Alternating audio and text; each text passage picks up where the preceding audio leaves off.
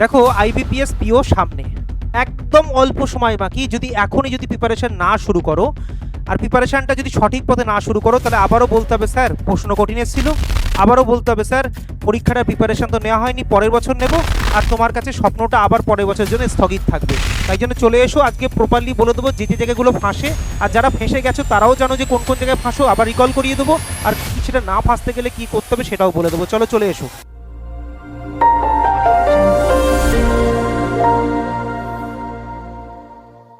দেখো কি বলছি, IBPS PO 2026 quantitative aptitude 30 number আসে প্রিলিমসে, সরি 30 নাম্বার আসে, 35খানা প্রশ্ন থাকে, 20 মিনিট টাইম পাওয়া যায়, তাই না?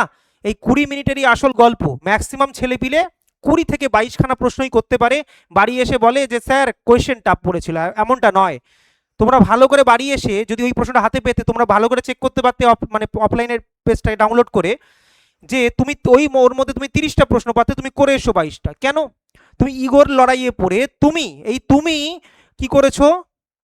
কি করেছো, তোমার একটা প্রশ্ন যেটা হাত দেওয়ার দরকার ছিল না ডিআইএ, তুমি সেটাকে জেনে শুনে তুমি ওখানে হাত দিয়েছো, আর সেখানে গিয়ে তুমি 10 মিনিট টাইম নষ্ট করেছো।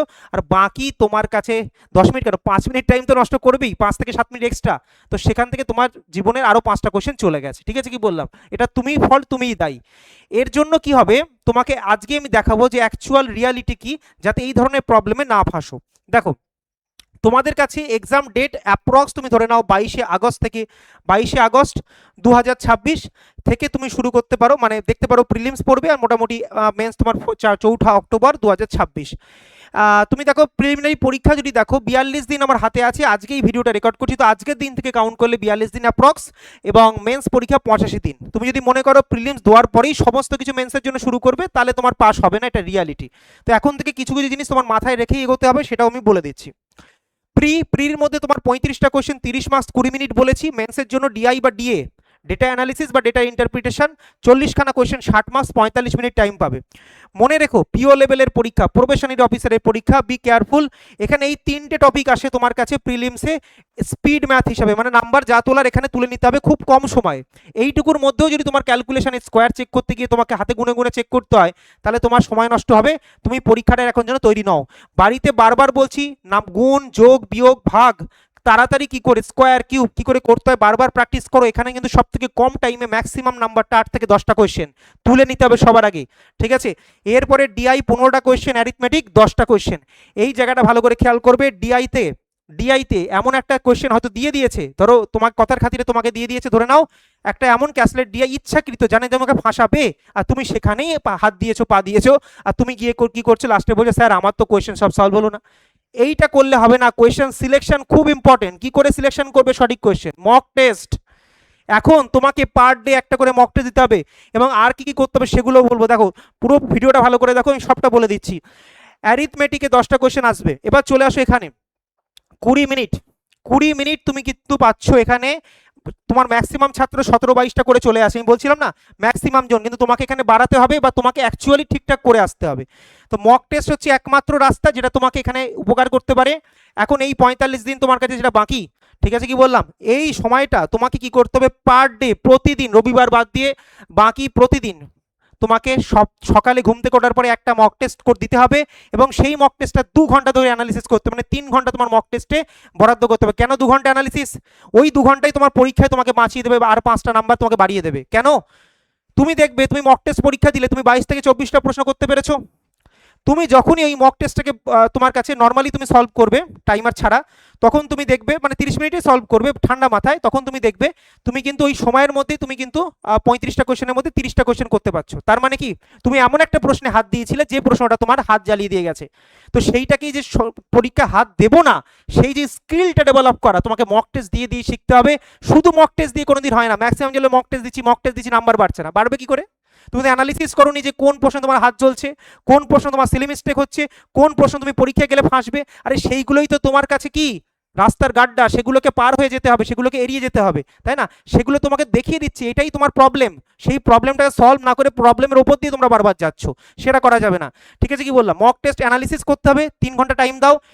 আর রিমেনিং যে প্রশ্নগুলো তুমি হাত দাওনি মক টেস্টে, সেগুলোকে বেশি জোর দিতে হবে। দেখো কি কারণে হাত দাওনি, এটা যদি এই প্রশ্নগুলো করতে, তাহলে যে প্রশ্ন তুমি আটকেছে সেটা ছেড়ে দিলেও তোমার প্রবলেম হতো না। তুমি এরকম কিছু কিছু নিষ্কর্ষ তুমি পেয়ে যাবে। ঠিক আছে কি বললাম, সমস্ত প্রিপারেশন যারা নেয়, যারা পরীক্ষা দেয়, সবার কিন্তু আলাদা আলাদা প্রিপারেশন লেভেল থাকে। কারোর ক্ষেত্রে হতে পারে তার ক্যাসলেট ডিআই খুব ভালো হয়, কারো হয়তো ক্যাসলেট ডিআই দুর্বল, কিন্তু ডিআই করার চক্করে পড়ে সে আগে ওটাতেই হাত দিয়েছে আর আগে হাতটা জ্বালিয়ে ফেলেছে। আরে সেটা ওই জন্য তোমাকে আমি বলছি না যে কোন চ্যাপ্টার আগে করবে কোন চ্যাপ্টার পরে করবে, কোন চ্যাপ্টারকে ছাড়বে কোন চ্যাপ্টারকে ধরবে। আমি শুধু এটা বলছি তুমি মক টেস্ট দিয়ে তোমার স্ট্রং পয়েন্ট, তোমার উইক পয়েন্টটাকে অ্যানালিসিস করো, কেন হচ্ছে না, ওই প্রশ্নটাকে কেন আমি আগে হাত দিয়েছিলাম, এটা তো করা উচিত হয়নি, তো সেইটাকে ধরার চেষ্টা করো। ঠিক আছে, স্পিড বাড়াও। স্পিড বাড়ানোটা অনেকে ভাবে স্যার আমার, অনেকে ভাবে না স্পিড নেই স্যার আমার ম্যাথে, ম্যাক্সিমাম ছেলে আমাকে কমেন্ট বক্সে জিজ্ঞেস করে যে স্যার আমার স্পিড নেই, সেই স্পিড বাড়ছে না। আরে স্পিড তোমার যথেষ্ট আছে, তুমি পরীক্ষায় সঠিক প্রশ্নই চয়েস করছো না, যার ফলে তোমার ম্যাক্সিমাম নাম্বার না ওঠে মিনিমাম নাম্বার উঠছে। ঠিক আছে, এটাকে কিন্তু গুরুত্ব দাও। চুজ দ্য কোয়েশ্চেন, কোয়েশ্চেন ঠিক করে চুজ করো, না হলে কিন্তু পরীক্ষা হলে তোমার কিন্তু ওভারঅল বেশি মার্কস উঠবে না। ঠিক আছে, যুদ্ধ কিন্তু এমনি এমনি জেতা যায় না, স্ট্র্যাটেজি দিয়ে যেতে যায়। ডেলি এবং উইকলি টার্গেট নাও। কি করবে, ডেলি একটা করে মক টেস্ট দাও, 2.5 থেকে 3 ঘন্টা বললাম। 30 মিনিটের ক্যালকুলেশন প্র্যাকটিস করো। ক্যালকুলেশন কিরকম ক্যালকুলেশন, যোগ বিয়োগ গুণ ভাগ স্কোয়ার কিউব পয়েন্টে যোগ বিয়োগ, যেগুলো ব্যাংকের জন্য রেলিভেন্ট, দরকার পড়লে সিম্পলিফিকেশন অ্যাপ্রক্সিমেশন, যত প্রবলেম পাবে তত প্রবলেম সলভ করো। ঠিক আছে কি বললাম, ওকে। 30 মিনিট তুমি ডেডিকেটেড পার ডে দাও, তোমাকে এটা তোমাকে দিতেই হবে এই 45 দিন অন্তত। উইকলি তুমি কি করবে, একদিন টার্গেট নাও আমি ডিআই প্র্যাকটিস করবো, সেদিনকে ডিআই এর যত টাইপ আছে তুমি এটা সিলেক্ট করে রাখো, সবকটা ডিআই সেদিনকে প্র্যাকটিস করে নেবে একবার করে। এবং অ্যারিথমেটিক তুমি একদিন টার্গেট নাও, অ্যারিথমেটিকের যে কটা চ্যাপ্টার থেকে প্রিভিয়াস ইয়ারে বেশি প্রশ্ন আসছে ধরবে, আর সেদিনকে পুরোপুরি সেই উইকে সেই দিনকে পার্টিকুলার তুমি অ্যারিথমেটিক সলভ করবে। একটা দিন এমন রাখো যেদিনকে মেন্সের একটা টপিক যেটা শুধু মেন্সে আসে, সেটাকে তুমি একদিন টাইম দেবে এবং সেটাকে এই 45 দিনের মধ্যেই রেডি করার চেষ্টা করবে। উইক তোমার যে এরিয়াগুলো আছে, তোমার যে উইক এরিয়াগুলো আছে সেই উইক এরিয়াগুলোকে আইডেন্টিফাই করে রাখছো ডিউরিং দ্য মক এক্সাম এবং ডিউরিং দ্য প্রিপারেশন, সেইগুলোকে সপ্তাহে একদিন দাও, সেই উইক এরিয়াগুলোকে পুনরায় রিভিশন করবে। ঠিক আছে, এটা তোমার হচ্ছে কাজ, এটা করলেই দেখবে তোমার ম্যাক্সিমাম কাজটা হয়ে গেছে। ঠিক আছে কি বললাম, যে প্রবলেমগুলো তোমরা ফেস করো আশা করি সেই প্রবলেমগুলো তোমরা ধরতে পারছো আমার এই মেসেজের থ্রু দিয়ে। এই প্রবলেমগুলো যদি তোমরা ঠিক করে ফেলো আমি তোমাকে গ্যারান্টি দিচ্ছি তোমার কোনো প্রবলেম হবে না এবং তুমি পরীক্ষায় ফুল মার্কস নিয়ে আসবে। ঠিক আছে কি বললাম, তো এই রকম ভিডিও যদি তোমরা আরও চাও, কোনো পার্টিকুলার সমস্যা নিয়ে তোমাদের ভুগছো, তোমরা সমস্যার মধ্যে আছো, কমেন্ট বক্সে জানাও, আমি তোমাদের জন্য ভিডিও বানিয়ে দেবো। আর মনে রাখবে যে সফলতা শুধুমাত্র ভেবে আসে না, প্র্যাকটিস করে আসে না, তার জন্য সঠিক সুচারু স্ট্র্যাটেজি দরকার। ঠিক আছে কি বললাম, এই পজিটিভ ভাইবস নিয়ে ক্লাস শেষ করছি। ক্লাসটাকে লাইক করবে আর জানাবে কমেন্ট বক্সে যে আর কি তোমরা ভিডিও চাও যেটা তোমরা প্রবলেম ফেস করছো। আজকে এখানেই শেষ করলাম, ভালো থেকো।